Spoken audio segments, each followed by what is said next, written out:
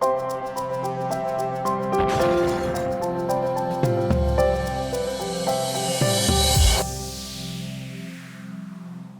here we are at 20 Garden Street South Yarra.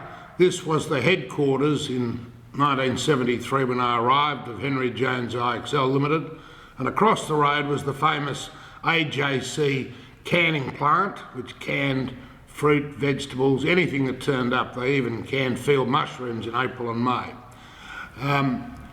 When we got back from South Africa, the first thing I had to do was to look round for a chief executive of the food business. We knew all the plants were in diabolical trouble, very inefficient, and of course after our own solicitation we heard of Peter Scanlon, who was the marketing manager of Heinz, and I went and interviewed him and talked to him, and he came on board.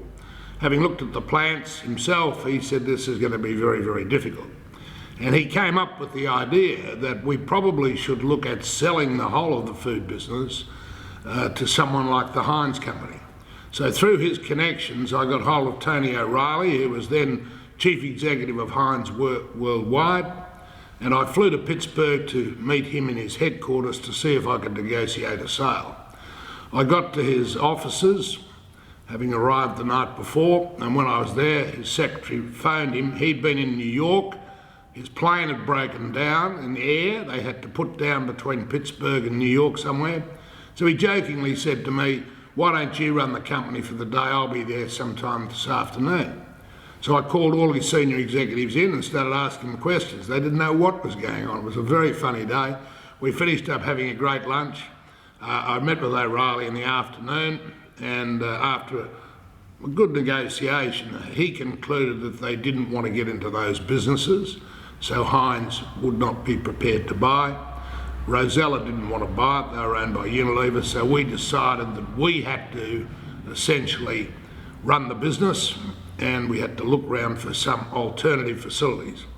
Now, as I mentioned earlier, every state in Australia had a plant, so we started off closing the plants in Queensland, South Australia, in Adelaide and Perth, and we were left with our Tasmanian edifice, the AJC plant, and a big plant in Sydney. We closed another smaller one in Sydney, and we were selling them like we just kept selling them and selling them. The interesting thing then was, what are we going to do? First of all, we established some budgets to see, so that we could decide what our intake of product would be, not the farmer or the grower who just delivered them in. We found we had 2 years' supply of canned apple, and down in Tasmania we found out we thought we had 5 plants. So we sat down with the managers down there and worked out a budget of how much apple we would take in. About April, May, when the apples are being harvested, Richard Wiesner, the finance director, was going around Tasmania looking at all the properties we thought we owned, and he rang me up at home and told me that, have you got the apple plant in Huonville in your budgets?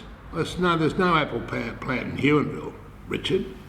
He said, well, I'm just standing here and they're canning apples. It wasn't even in the budget at all. Here they were just canning the apples. Anyway, I couldn't believe it when I talked to Leo Benjamin, the chief executive of the Tasmanian business. He told me that he'd just forgotten to tell us. So of course we finished up still with 2 years' supply of canned apple, and this was typical of the place. I looked at all the accounts one day just trying to compare, because they were organised on a state basis, just to see if I could see whether they're all similar. And I found down in Tasmania that fuel was 10 times higher than all the other plants. I thought, what on earth's this? So I put it on to Leo Benjamin. Why is your fuel bill so high? He said, we're writing off an old coal plant we closed 20 years ago and we put it under fuel. I mean, that was the standard of the accounting. They only did the accounts twice a year, and even when they did them, they didn't like to have any profits much, otherwise they'd have to contribute to the dividend. It turned out South Africa was contributing 80% of the dividend. The other interesting thing about the titles office in Tasmania, you couldn't look up H. Jones & Co. and then look at all the properties they owned. What you had to do was look at the property, and then you could find out the owner. Now, I'd done a lot of research on the company, but we finished up finding over 270 properties in Tasmania that Henry Jones owned. And 2 years into the sale, we still had people coming into our office, and I was there one Friday with Ian Cordner, who took over the Tasmanian operations, when a guy came in and said, I want to buy such and such a property down in the south. And I looked at Ian, and Ian looked up his records, and we didn't have it on the list. So, well, we'll let you know Monday or Tuesday. I'm not sure it'll be for sale or not. Sent somebody up to the titles office, and sure enough, there was another property we owned that we did not know about. We found hundreds of them. And what Henry Jones had been doing during the major recession of the 30s, he'd advanced money for people to grow their apples or any fruit. And if they went broke, he just took the title to the property, put it in an envelope, and it went into this huge safe, which was 2 stories high in the 23-old wharf building, and nobody ever looked at them.